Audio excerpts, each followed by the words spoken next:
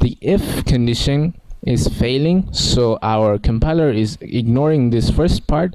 Our second part, which is what we are discussing right now, is also being ignored by the compiler.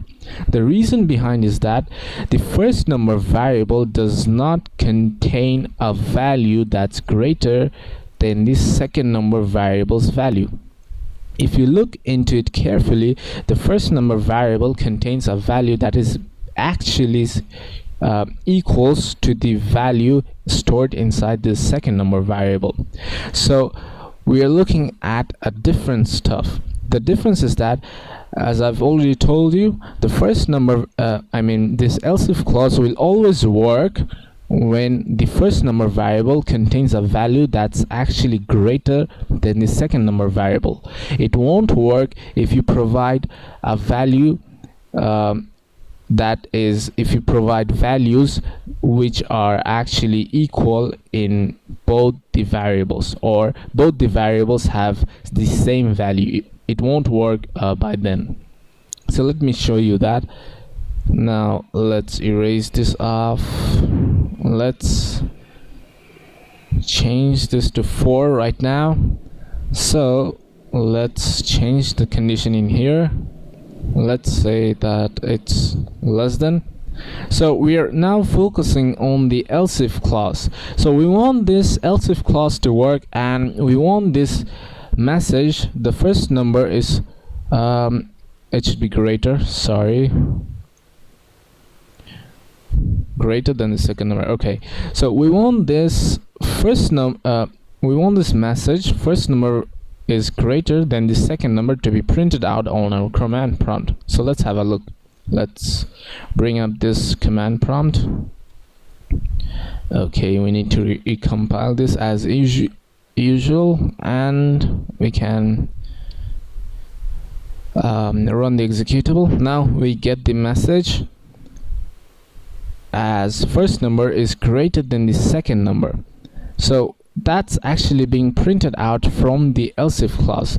Why? Because you see that the first number variable right now contains 4 and the second number variable right now contains 2.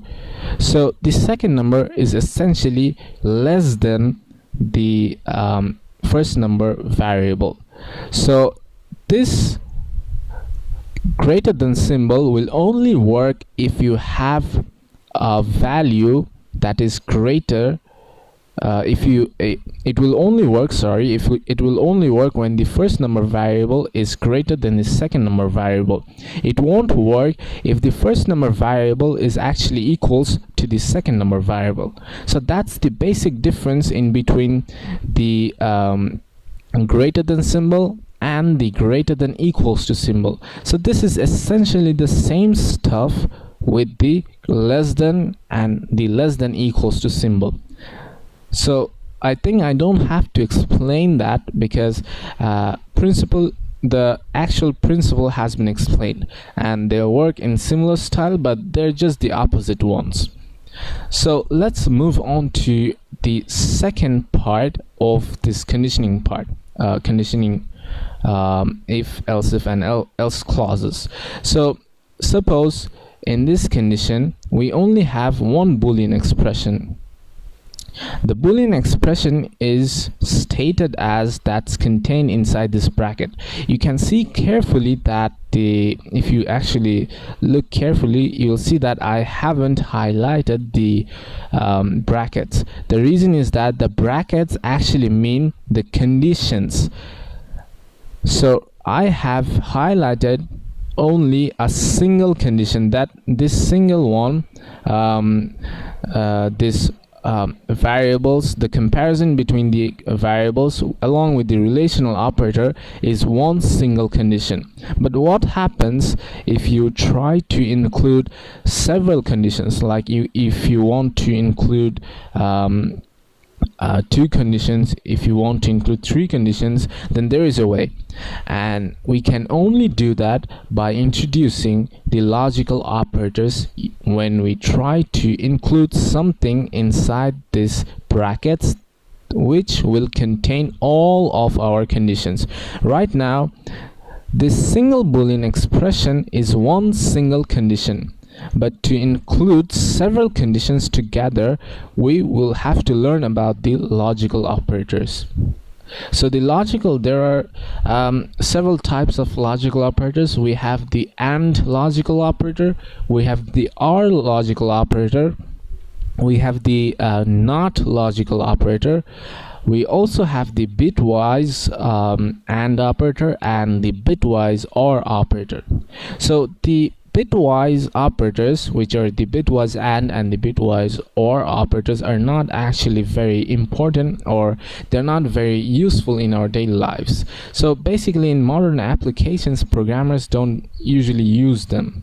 So we can quite ignore them, but we will also be discussing about their functionalities. But let me start with the logical AND operator and the logical OR operator.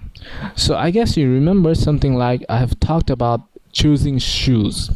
So it will have to, if I want to buy a shoe, then it will always have to match three conditions. So I talked about that it must be made from leather that's of best quality. The leather must be the quality must be high. It must be in black color. The pair must be in black. And I guess I also mentioned about that it must fit perfectly. It must not be too tight, and it must be comfortable. So I basically talked about three conditions. So to chain them together, or to join them together, we can either use the logical OR operator, or we can also use the logical